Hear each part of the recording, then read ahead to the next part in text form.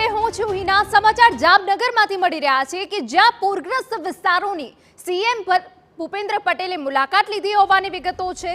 અમે આપને વિગતો આપી દઈએ કે જ્યાં સ્થાનિક અધિકારીઓ સાથે મુખ્યપ્રધાને બેઠક કરી પૂરથી સર્જાયેલી સ્થિતિની મુખ્યપ્રધાન સમીક્ષા કરશે। જામનગર બાદ સીએમ દ્વારકા જઈ સ્થિતિની સમીક્ષા કરશે। દ્વારકાથી સીએમ ખંભાળિયાના અસરગ્રસ્ત વિસ્તારોની પણ મુલાકાત લેશે। તો આપને જણાવી દઈએ કે પૂરથી સર્જાયેલી સ્થિતિની મુખ્યપ્રધાન સમીક્ષા કરવાના છે। ત્યારે જામનગરની મુલાકાતે કે જ્યાં અનેક અધિકારીઓ છે કે જેમના જોડે સીએમ દ્વારા આ બેઠક કરવામાં આવી છે, ખાસ કરીને સ્થાનિક અધિકારીઓ સાથે પરિસ્થિતિ જે સર્જાઈ છે તેનો તાગ મેળવવામાં આવ્યો છે। પૂરથી સર્જાયેલી સ્થિતિની મુખ્યપ્રધાન સમીક્ષા કરશે। આપને જણાવી દઈએ કે જામનગર બાદ સીએમ દ્વારકા જઈ સ્થિતિની સમીક્ષા કરવાના છે અને દ્વારકાથી સીએમ ખંભાળિયાના અસરગ્રસ્ત વિસ્તારોની પણ મુલાકાત લેવાના હોવાની વિગતો મળી રહી છે। આપને જણાવી દઈએ કે જામનગર, દ્વારકા અને ખંભાળિયા સૌથી વધારે અસરગ્રસ્ત બન્યું છે પૂરના કારણે। ધોધમાર વરસાદના કારણે અનેક વિસ્તારો એવા છે કે જે અસરગ્રસ્ત થયા છે અને તે પરિસ્થિતિ આખરે તે વિસ્તારમાં કેવી સર્જાઈ છે તેનો તાગ મેળવવા માટે સીએમ જામનગરની મુલાકાતે છે કે જ્યાં સ્થાનિક અધિકારીઓ સાથે એક મહત્વપૂર્ણ બેઠક પણ કરવામાં આવી કે જેમાં જરૂરી સૂચન પણ સીએમએ આપ્યા છે અને તે બાદ વડોદરાની પણ સીએમ મુલાકાત લેશે। ત્યારે અમારા સંવાદદાતા કિંજલ મિશ્રા વધુ વિગતે વાત કરવા જોડાયા છે। કિંજલ, જામનગરમાં સ્થાનિક અધિકારીઓ સાથે સીએમએ બેઠક કરી છે, શું સૂચન આપવામાં આવ્યા?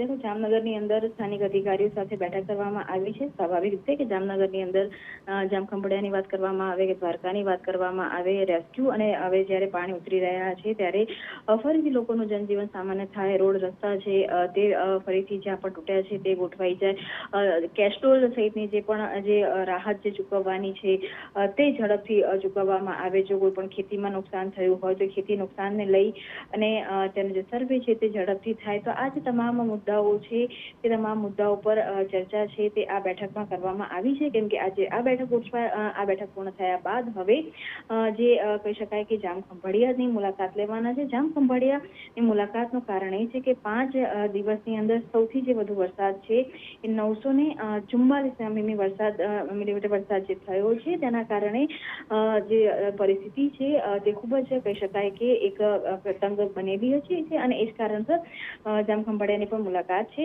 તે લેવાના છે। હેલિકોપ્ટર દ્વારા અને 3 થી 4 જે રેસ્ક્યુ છે એ પણ આ વિસ્તારમાંથી કરવામાં આવ્યા છે, એટલે જામખંભાળિયાની મુલાકાત લેશે। અને વડોદરાની જો વાત કરવામાં આવે તો વડોદરામાં ગૃહમંત્રી હર્ષ સંઘવી છે આજે જ સવારથી વડોદરા વાસીઓની જે નારાજગી છે તે જોવા મળી રહી છે। જે રીતે ધારાસભ્યો જઈ રહ્યા છે તેને જાકારો આપવામાં આવી રહ્યો છે, તે રીતે વડોદરાની સ્થિતિ બની છે ત્યારે મોડી સાંજે જે જામનગરનો તેમનો આખો કહી શકાય કે મુલાકાત પતાવ્યા બાદ એ મોડી સાંજે વડોદરા પણ જશે। બિલકુલ, આભાર કિંજલ। તો આપને જણાવી દઈએ કે જામનગર અને દ્વારકાની મુલાકાત બાદ વડોદરાની પણ મુલાકાત સીએમ ભૂપેન્દ્ર પટેલ લેશે।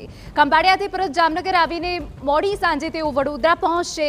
વડોદરામાં સ્થાનિક તંત્ર સાથે સીએમ સમીક્ષા બેઠક યોજશે। રાહત અને બચાવ કામગીરીની મુખ્યપ્રધાન સમીક્ષા કરશે તેવી વિગતો મળી રહી છે।